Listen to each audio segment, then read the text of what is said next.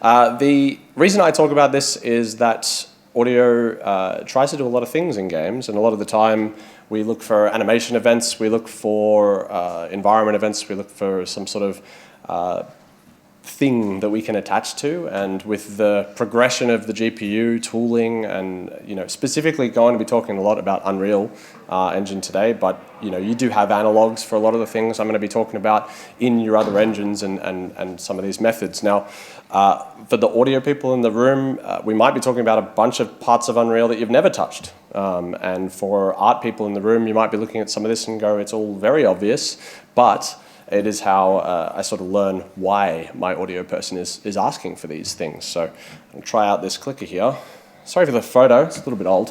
What I do is I work in audio programming and in tech audio design for a whole bunch of different companies, including some that don't get named, and then some really right down from indie mobile stuff right up to AAA and stuff that ships on multiple consoles, multiple millions of devices and everything. At the moment, I work in both audio programming and tech audio, but the roles are pretty split. Having a tech audio person be the audio programmer or vice versa is really dependent on the team size it is. So in some teams that I work in, I'm the sole audio programmer, work as part of a team, part of quite a large team in some dimensions, and then right down to being a solo developer as well. So we're going to be talking about these sort of loosely grouped 12 topics, right from why would an audio person need to know about my resources on the GPU? Why are they trying to muscle in on my territory? Right, all the way up to we're so deep in computers that it looks like dark magic, which I always feel like tech art is just kind of this enormous witchcraft, but has all these really outstanding points that audio can learn from. So some of the aspects that we're going to be talking about are reading render targets, how we might sort of distill audio data down into render targets to read it in a different way. And like the talk is saying, it's all about utilizing different parts of your computer to do work. It's not necessarily to say that all of this doesn't cost anything. And the reason I wrote such a Promethean title is to piss off engineers, but that's just my gripe there. But predominantly everything does have a cost. I'm not going to say that doing them on the GPU just makes them infinitely cheap. That's not always the truth. And some of this stuff is very tricky to find out and profile.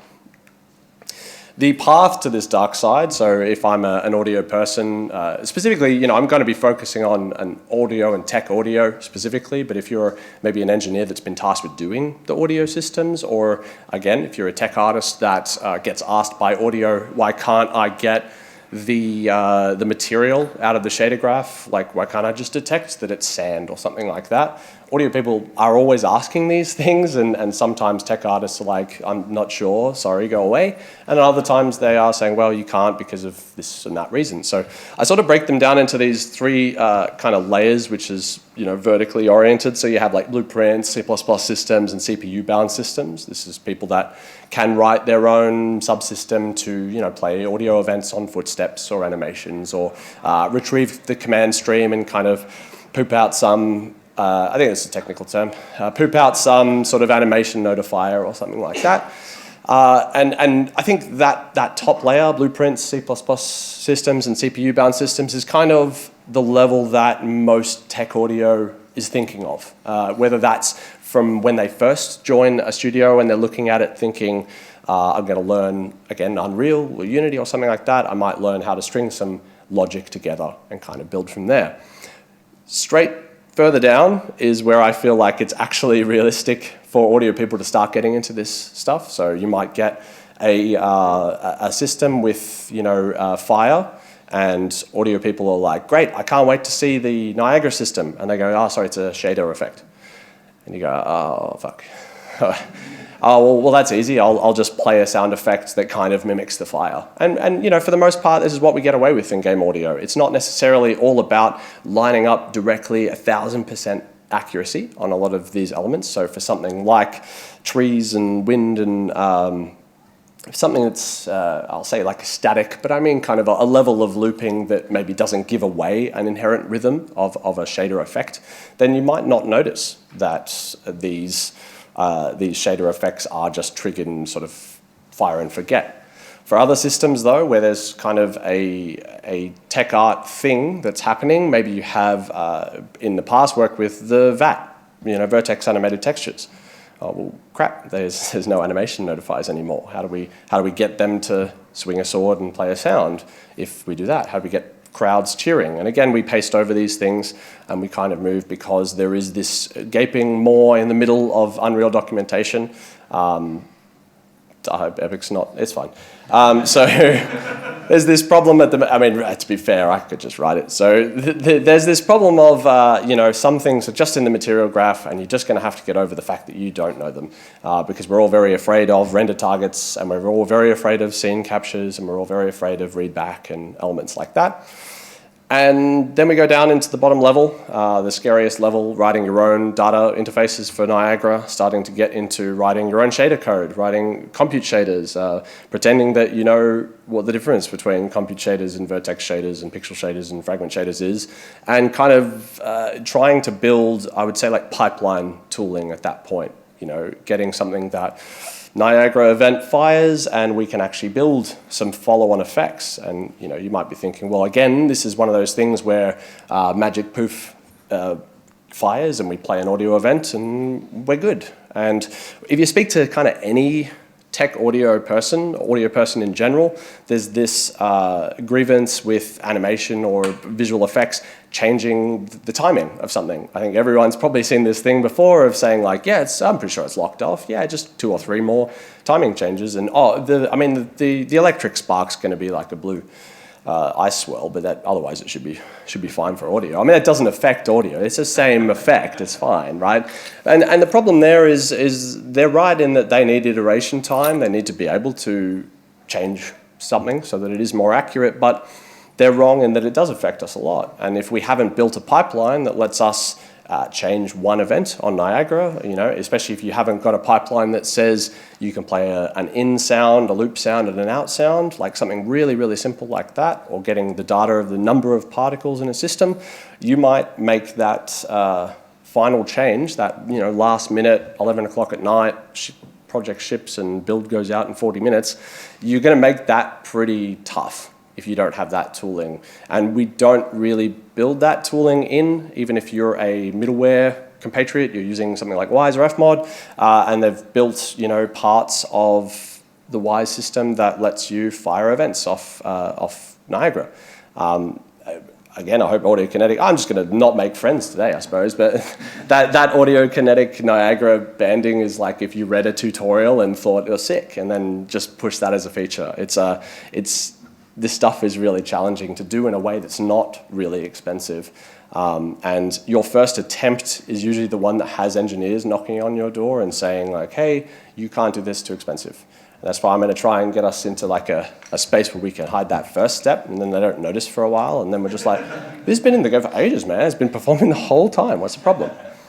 Finally, obviously, the darkest part of any game audio, especially specifically tech audio, shout outs to Aaron Chendon here, who just whips my ass in Super Smash Bros. Melee. It is the darkest part of being into shaders. So you're probably sitting there thinking, this guy really needs to drink water, and you're right,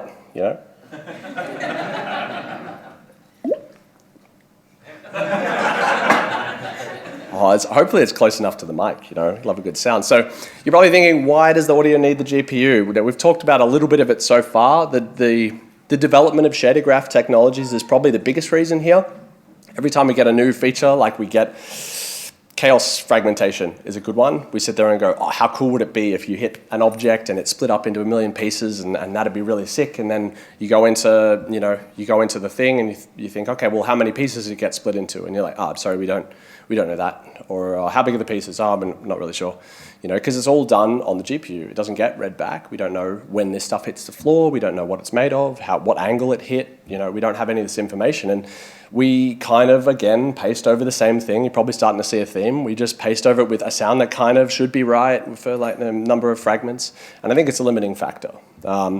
Particle systems are a really obvious one. Everybody starts with a particle system on the CPU. They build all the technology and they go, fantastic, move it across the GPU, and you go, oh no, everything suddenly doesn't work anymore. The whole reason that this happens, I do see a lot of tech audio, or just, again, audio people. I'm kind of going to use the terms interchangeably, but I see a lot of people complaining, why can't I get it out? And it's because of this idea of what I would call CPU adverse methodologies. So instead of something being obvious as to why it doesn't work on the CPU, we just kind of assume that there's something under the hood that's doing something, and that's why it doesn't work. And visual technologies are a big part of this because, you know, there's 1920 by 1080. Yeah, okay, I don't have a 4K screen, so what? It's lucky I don't have a 640 by 480, really, in audio. I just turn my screens off and I just think, wow, this game looks awesome. So, but otherwise, you know, are there untouched performance games here? Could there be some processing that we could do that would be better to do in a compute shader somewhere? Would there be something that we could get? Is there some information that we could get, that we need, that we could get there? And then otherwise, obviously the most important one, clout. You know, it's there's no point doing a feature if nobody can go, holy shit. So some of the differences here between the two, for those of you that are, you know, haven't maybe looked at the difference here and just look at the two and think basically the same thing, you have this kind of idea that GPUs are these massive parallel beasts. The whole idea is they have hundreds and hundreds or thousands of cores, and they do something with a different type of memory that runs a different way, runs in different frameworks. You know, there's different languages, and they all are supposed to do stuff that is massively parallel. Now, when we talk about that and we think of like an array of 500 entries, we would want to have, you know, 500 operations reading one part of an array, or one operation reading 500 entries.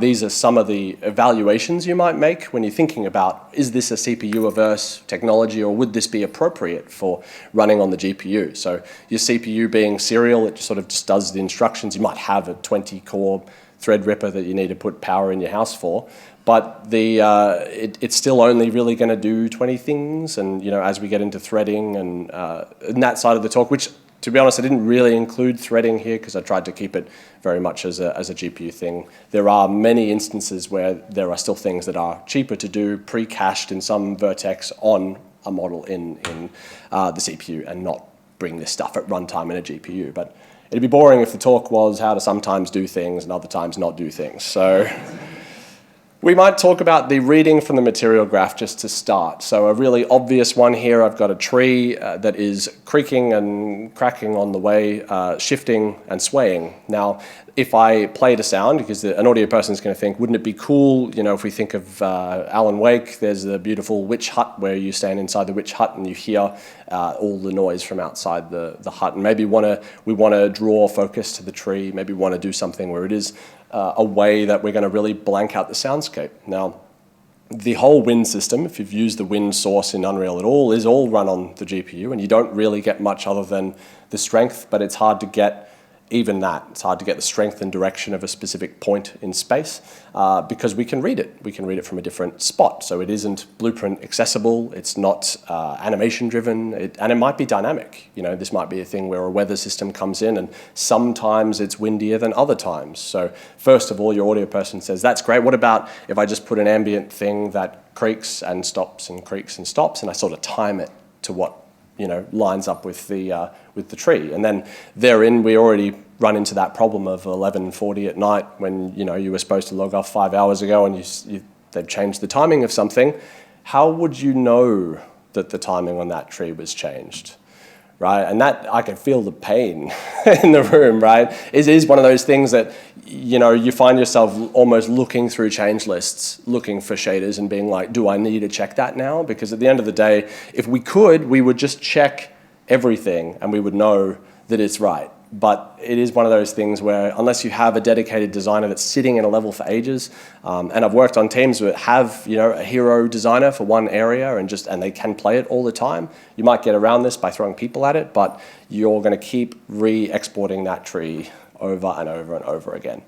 So the simplest way to get around that is using render targets. They are a solution here. We have this cube here where the cube is reading the wind strength of as a part of the shader, and we're just reading it back. Now the left and right lean is to match up with that tree, so you can see it kind of rotating to the right as the tree goes to the right, rotating to the left as the tree goes to the left.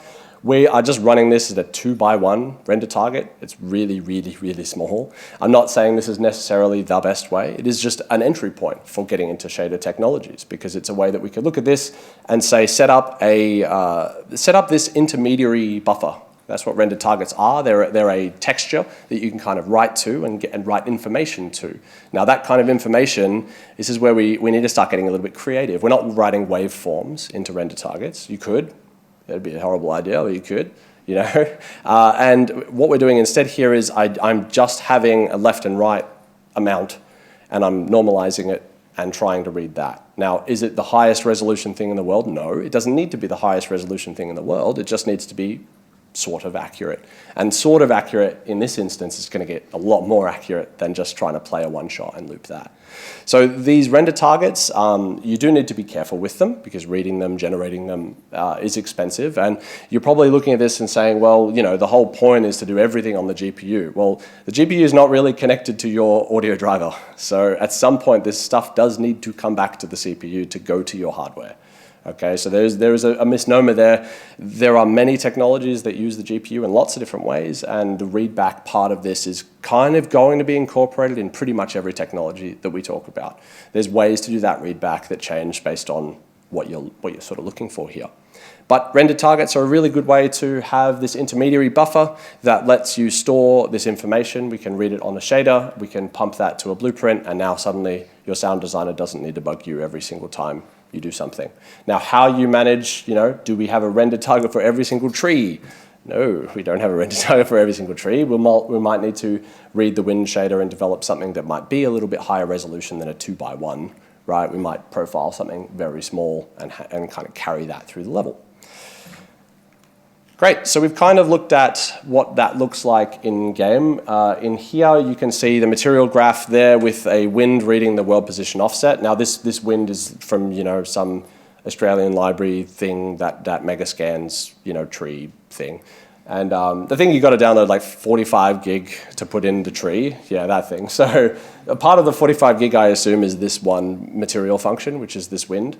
And this wind is what's driving what we call world position offset. So that is shifting the tree some amount, and you can kind of go pretty deep into the type of wind noise and how they use it. I think in Unreal it's just a purlin noise that they're driving over the whole area, but this is what it looks like when you're looking to connect things up. We do have quite a few options here, but ideally that blue and black there is really just talking about the brightness of that lean. So we need to start thinking, instead of audio and degrees and what we're going to get out of that, we might be getting the data back just as the brightness of a pixel.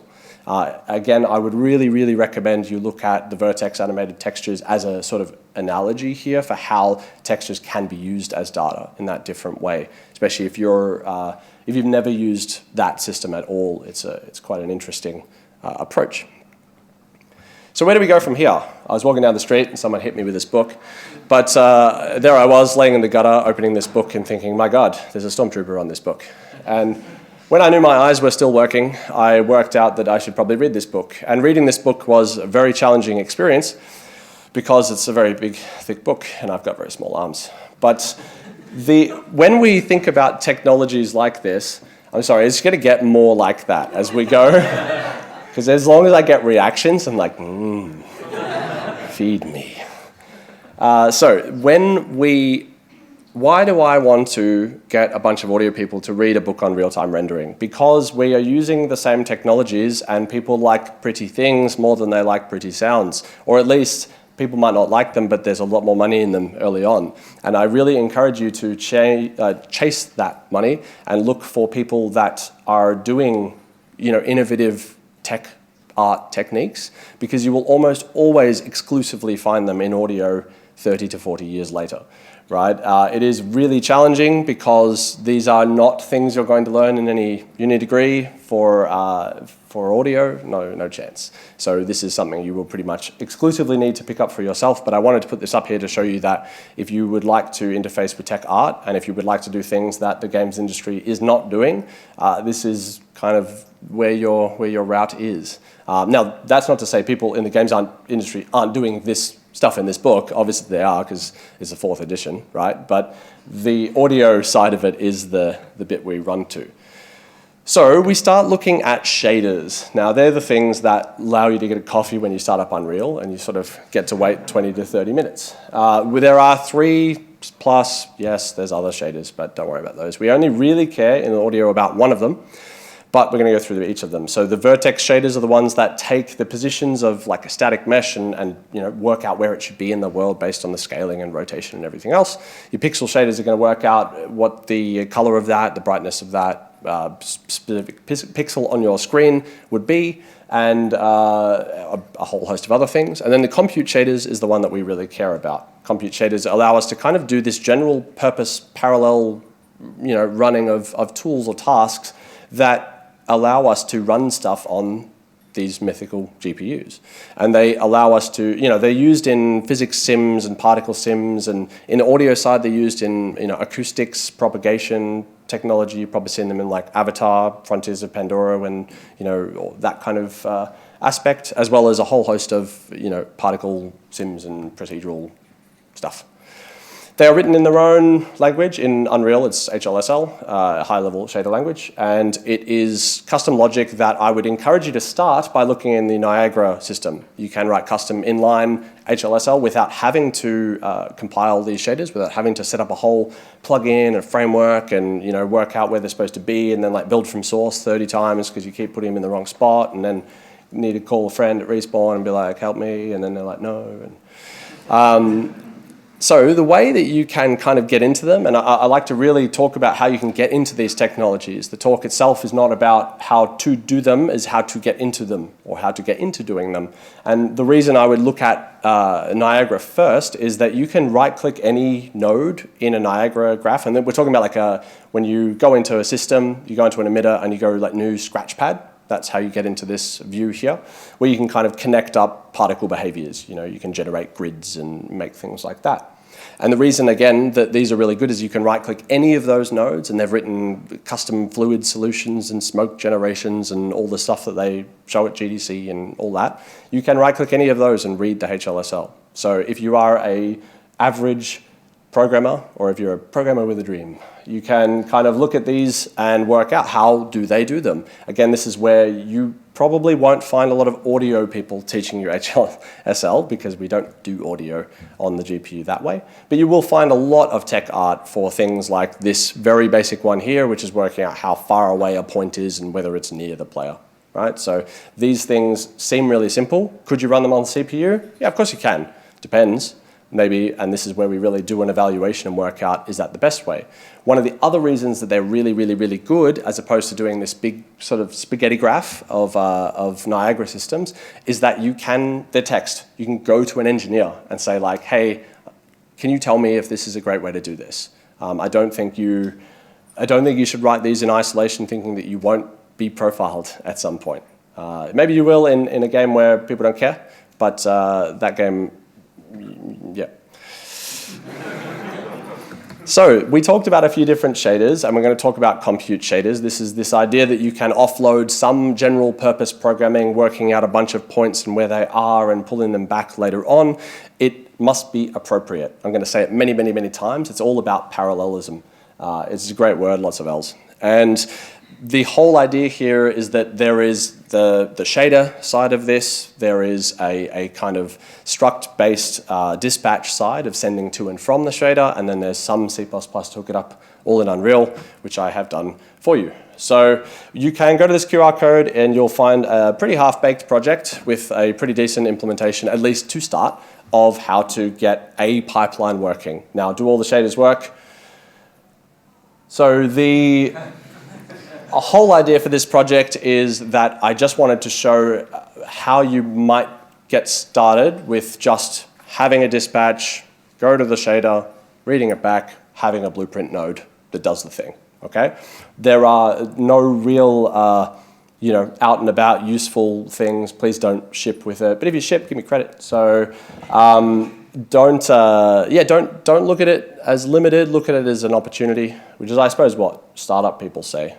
So the idea here is we're going to go through a kind of quite a quick implementation because there's a lot of code and I don't know how many people will see it. So I just wanted to put it up to show you sort of the main bits that you need to hit along the way. And then from there, it's all working out which part you should do. So we have like the declaration, working out what should this shader do, what data types does it need. We need to know all this information up front to sync up the two things there.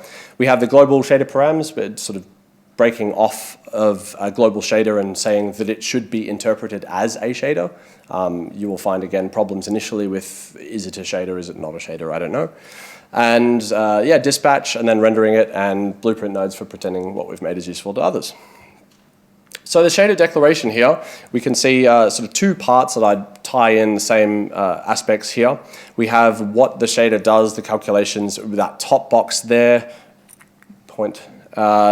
does the shader side, so the HLSL side of determining what we do with that information. Now, anyone looking at this that has written a compute shader will probably know that this is not necessarily a great way to do it because we're not really using any threads and doing anything. We're kind of looping all over all of it on all the threads. So this is more of a basic setup.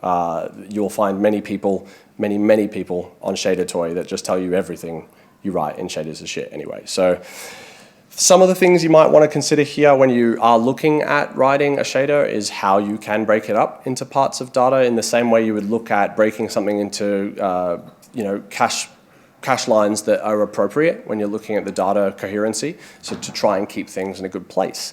Looking at Shader Toy, which again is a website that you should all go to if you start getting into this, is a really, really great reference where everyone has the shader code, and usually it looks very pretty, but again, think of this as how could I pretend that those were audio emitters, and what would they do if they were audio emitters? What could I use with those positions, and how could I kind of hook those up? From there, I wrote a beta version. This beta version here, we can start looking at the shared memory that we would break things up. And again, I'm not going to go through it. I just want to talk about how you could take the same thing and make it more complicated. The whole idea here is we look at the first implementation. Yes, it works. Great. Awesome. How could I actually use it as a shader? Because there's very easy ways to write a very bad shader in the same way as very easy ways to write a very bad CPU-bound optimization anyway. Right? So still breaking things down and getting into your tools of working out how to do this distance checking and all the rest of it is super important. From there, we look at the shader params. This is where you start seeing a lot of macros. There's macros there being all the capital letters besides that, well, compute shaders API thing at the top, but everything else is a macro. So this is where when you have that macro, like the beginner shader parameter struct down there, you'll start seeing like buffer float 3, and you're thinking like, well, that's not a data type. Well, it is a data type. It's the vector data type, but it's just in the shader side. So you'll kind of see one of the cool things about how easy it is to swap across here is that there is an analog for every data type that you'll pretty much use in Unreal well, not every data type, but a lot of data types. And your real assumption here is I suppose the thing that you need to know at this point is what will I need to read and what will I need to write. Knowing your inputs and outputs and working out how to break those down is the biggest part of writing your shader, because having one shader do many, many things can be a lot slower than doing the pre-cache stuff or whatever. Having shaders is sort of a handshake agreement that it's going to do something at runtime. It's really not that worth doing shader stuff if you already know the data. It's just, universally going to be worse. From there, we look at the render dependency graph. This is how we profile the shaders and work out what do these shaders cost, what are the instructions, how do they shoot this stuff across, so you can see these scopes and stats and events and open up insights and just see like the ungodliness of shaders. It's really informative. And we want to work out how do we set these up for a callback? How do we set these up to start getting information back? Again, because audio is going to need the information back. The information, the output is what we're really chasing here, not necessarily the operation, because it's not going to go out as a visual thing. I mean, obviously it does, but not for us.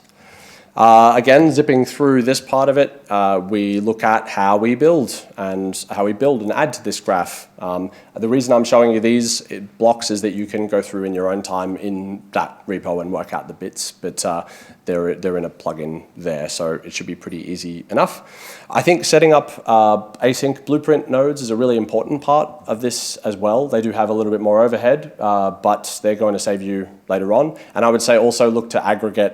If you find yourself doing a lot of this stuff, look to build an aggregation for working out what comes back from shaders. So you're not just, writing everything and then getting massive frame spikes on the way back as you finally finish operations. Cool, boo, don't worry about that. So what does it look like in game? How could I actually use this? What you're seeing here is a really, really, really simple approximation of just the distances for our player to surfaces. For this, we use sign distance fields as just one of the ways that we approach this for reasons that I'll talk about in a little bit.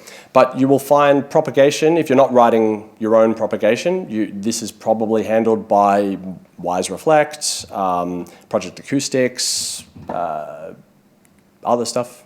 And you really need to think about your use case here. So is it GPU appropriate? Why do we want to know, first of all? We want to know whether we're near a wall because maybe we want to start playing slapback sounds when we shoot our gun, right? Slapback gives us that proximity effect straight away. And how we would normally do that is probably one of these clock raycast sort of systems that your audio person presented to you, and it was me.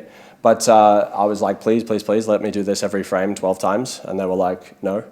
Which is fair, which makes a lot of sense. And the whole idea here is that we do have quite a bit of information that's kind of baked into the world available on the GPU already. It's already good at knowing where the vertices are. It's already good at knowing where geometry is if we run those operations on the GPU, right? If we have that framework already, whereas you're kind of bound by having to use raycasts. There kind of isn't another way to work that out unless you literally author box volumes around every object and say, you're close now, right?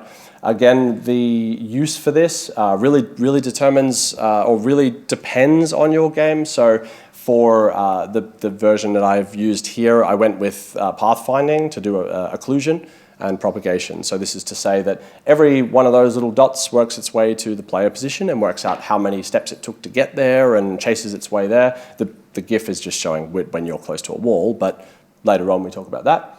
And this is useful because it sort of solves that problem of occlusion where if let's say I walked inside the house and there was a person right on top of me, I want that to be more occluded than not occluded because they're on top of me. They can't actually get down to me. And we want that like upstairs sounding effect. Now, there's hackier ways to do it, like trying to determine vertical offset or again, like raycasting up and saying like, is there a wall between us? And again, this is just a different way to look at that. But each of these emitters, these aren't emitters, these are just positions, but if we were to determine them as emitters, or we're going to play sounds from specific positions and kind of alter them through this result, then that would help us work out, are they reflections, are they occluded, where are they and what information do we need? And they're kind of all gonna wanna do that independently. If anyone's done like pathfinding on the CPU, trying to do this like for audio would just be like, what? You're killing me. There's thousands of paths to us and like, how would we do this, right? Because every one of those positions has like a reflection that might get to the player. And there's like a second order reflection that might get to the player. So the implementation for this was to run some point generation. You can see I'm just querying the mesh distance field. Again, obviously it's not cheap. There's still other ways that do this, and there's other parts of, maybe global distance fields aren't even appropriate for your game. That's another thing that can happen. And for those of you thinking like, well, maybe we could use like the G buffer. Maybe we could use that for like what's on screen and how it could reflect. That would be a great idea, except like audio isn't just what's in front of you. And so we kind of run into this problem of like the G buffer being what we would see, and we could look at it and be like, well, directly in front of us is a reflection, but like behind us is actually wide open, and we have that problem there. So instead, we use the Niagara neighbor grid, which if anyone's in Niagara but hasn't played with neighbor grid, it's amazing. It's really, really good at these kinds of operations, working out how many cells are next to you, and has this really interesting execution implementation where you can tell how many are in a specific cell or in a specific position, so that you're not drawing over them all the time. Because one of the things that Niagara does is sort of recycle particle IDs unless you choose to track them. And so you get this problem of every position that you want to check, you can't really reliably know that the particle is still there because its ID gets recycled. I've spoken at a breakneck pace. Let me have a quick drink again. I'll try to not get this one on the thing. So these nodes here, when you actually write these nodes, you're writing little compute shaders. A lot of people don't think of them like that. They think of them as like, oh, they're magic Niagara things, but like you're actually writing shader language, and the same thing that happens when you're in the material graph. You're writing shaders. They're just making it look easy, which is again why audio people will go like, but it's right there. Like I should just be able to get it. And you're like, well, it doesn't really work like that.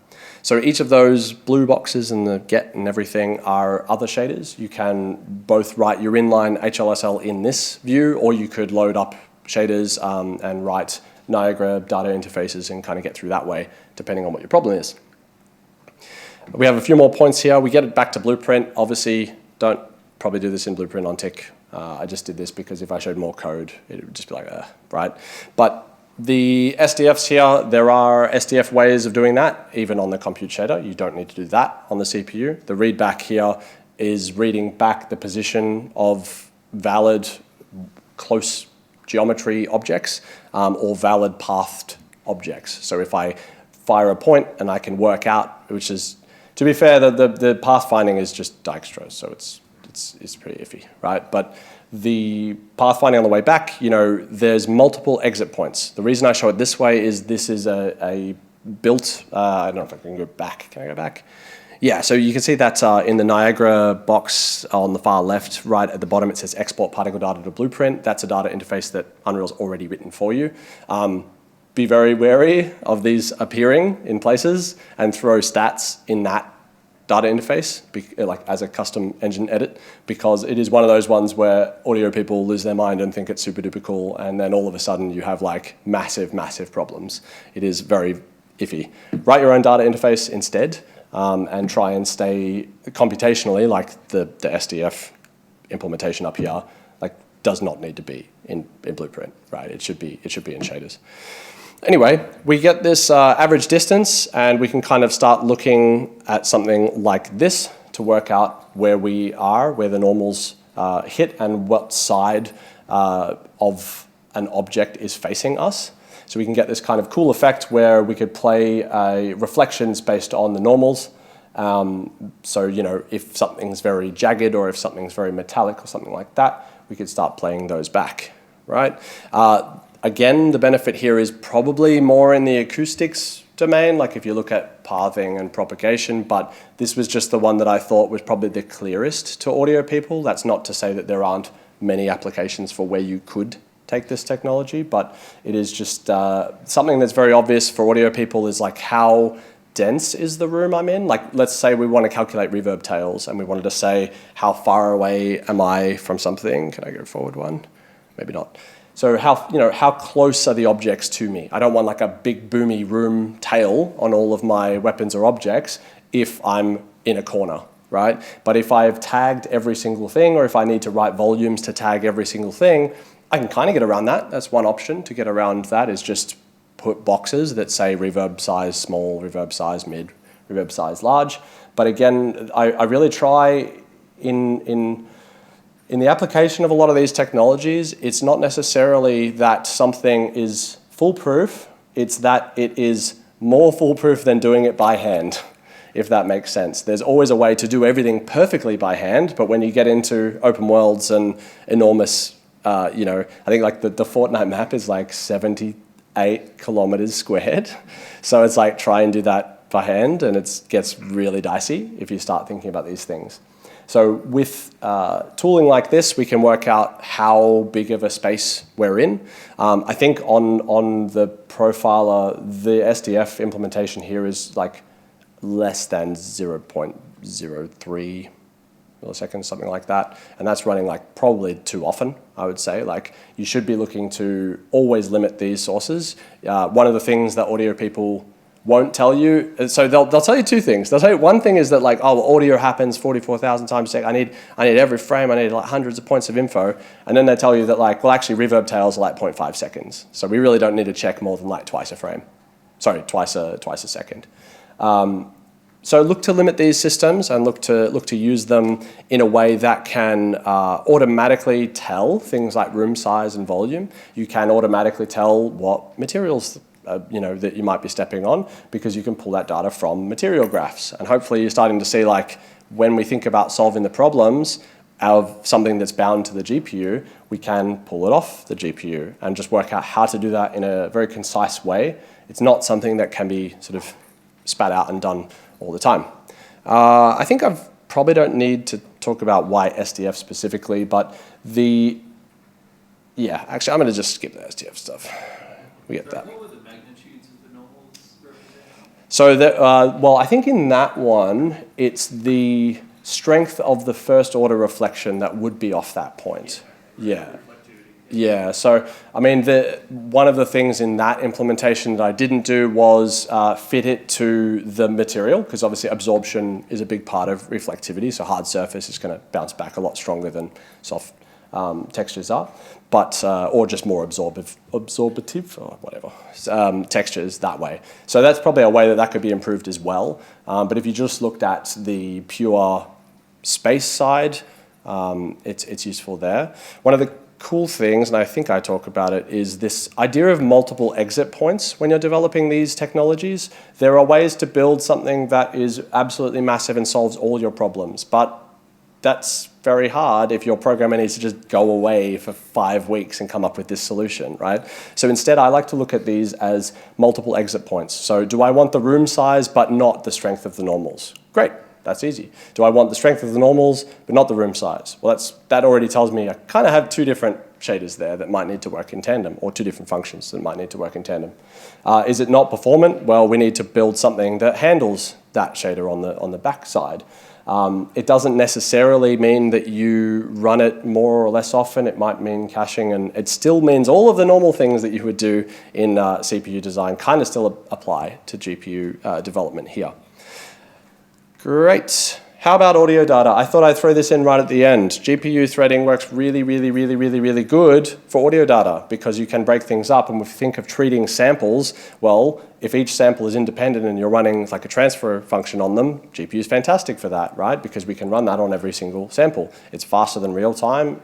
The retrieval is the problem, obviously, but it is a way to do it. And you'll see more of it. There's sort of a lot of audio stuff that I actually chose not to go into, and I just put this slide in here to say temporal effects, being something like a delay that happens over the course of a second, is not appropriate for GPU audio, because you don't have the ability to iterate over those same samples, and you don't kind of know what else was being processed at the same time. So there's that problem of, how do I segregate the data so that I can use it? But you will see some advancements in GPU audio. I think it's literally gpuaudio.com is like this person that wrote a library if you're interested in it. But I would say that at the moment, specifically for Unreal, I wouldn't really look to do too much processing there. But hey, take the thing and run with it, right?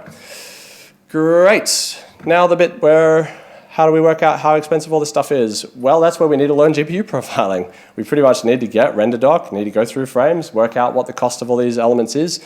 The downside of some of these implementations like Niagara is like Niagara's got its own debugger, then Unreal's got its own debugger, then you might need to build in other debuggers for it, but you kind of don't get away with anything for free.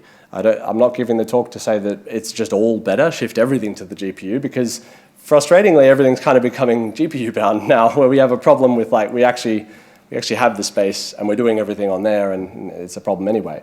Now, going into debug mode, especially reading that book I said earlier on the capturing of information about the execution cost of different types of shaders, especially looking at like shader complexity mode. You can literally go into the drop down for the view modes, add shader complexity mode, and you'll just see a big red splotch where your audio system was, and you're like, oh fuck, it was actually cheaper to not do it this way.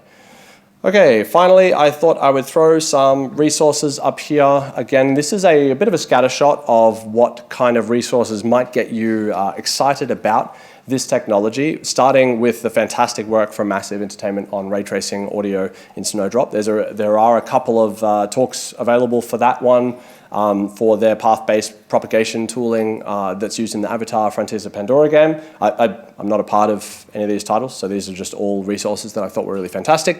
Ghislaine Girardot, I had to give it a go, was one of the people that got me into this entire thing of looking at how do you do shader-driven anything. Fantastic tech artist and resources. Go to the Patreon, seriously.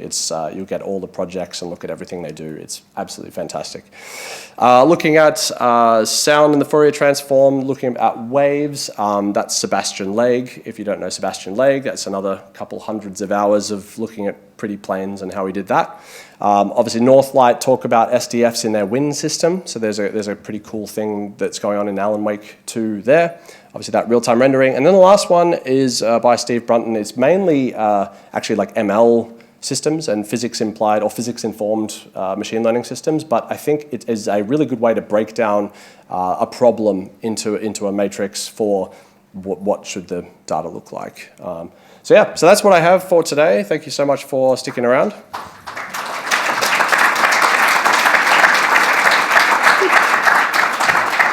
You can find details there. Definitely feel free to email me and chat to me as well, because this is like a pretty massively deep field. But otherwise, I got like 4 minutes for questions because I went super long, and I don't want anyone to ask questions, clearly. So if anyone's got any questions, please please let me know. Does it sound good? It depends. It depends. Is Zach sound designing it or? It sounds great, obviously. That's what I meant. What do you mean? That's what I. No, so I mean, some of these things can sound pretty sick. I think the Avatar Frontiers propagation is like one of the coolest sounding acoustic systems, and it performs insanely. It's really cool. Yeah. Is there a favourite moment of like, oh my god, this is so cool that you come across within this deep dive? Because it's the sort of stuff where I'd imagine a lot of people, probably in different aspects of this room, really would look at this and be like, this is a little bit daunting. But if you can find one thing that is just like this, make me so excited for it. I think. Do you have a moment for that? Yeah, I think when you first pull what the footstep material should be off a shader and you just have it, that's pretty awesome. Because then you've just solved like 98% of the compliance issues with movement in your game in like 2 seconds. You do need to like have a map for what textures mean what things and that kind of thing, but you're always going to be asked for footstep materials. You're always going to be asked for compliance across traversing your world, and especially with these really big ones, like that was pretty incredible for me. Getting reflections as well, I think, is pretty cool, but I'm still on the fence about like writing, my own GPU propagation thing, because like at a higher level where it has diffusion, diffraction, and other aspects, because it is something that I think Project Acoustics kind of does pretty well. Granted that it's an offline bake, not a real-time bake. Acoustics gets pretty scary when you start looking at the real people math. So, any more questions? Yeah. Would you ever really actually want to do DSP on the GPU? I think people are.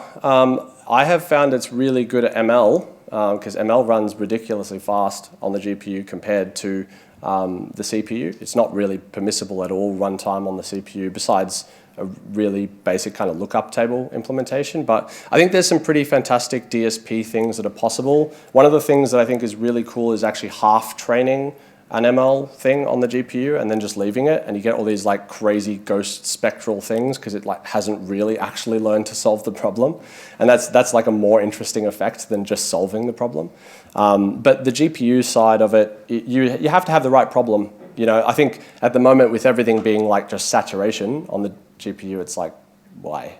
But at the same time, you know, that's because when if you also want to have like a really sexy GUI, right? And it's like if you have a really sexy GUI with OpenGL or something, it's like where do we fit more processing in? It's kind of snake eating its own tail. Probably got time for 0 more. One more, great. Have you gotten that past any engineers in any projects you've worked on? Yeah, this is shipped. I can't say what game because, you know, but yeah, it's shipped, it runs. If you spend the time to actually build the framework, then it's really good. And you have to have the right benefit. You have to have something that's powerful enough of a benefit to be worth it, because it is an expensive one to get right. But I would say there's some aspects of it that are not possible on CPU. And so if you get an audio director that's like, I want to do a thing, then this might be one of your only options. Testing this stuff, I think the toughest point about development is that you'll get a good-looking, well-working version immediately, and it'll perform like shit for the next 95% of development time. And then you'll finally crack that bit that was actually the expensive bit, and then it's really good. But getting that first run, it's like what they always say is like, when you first get it running, don't post in Slack. Because I've done it so many times, I'm like, oh my God, I did it. And they're like, great, we'll talk to the coalition next week. And I'm like, oh no. So take your time to actually get it running, be happy that it performs, throw 1,000 debuggers at it and 1,000 different things, and speak to your tech artist and your rendering engineer if you have one, because they will be like all over this stuff with frame timing, and it can be the difference between like a useful tool and just something that's a bit of a gimmick. Great, thank you so much.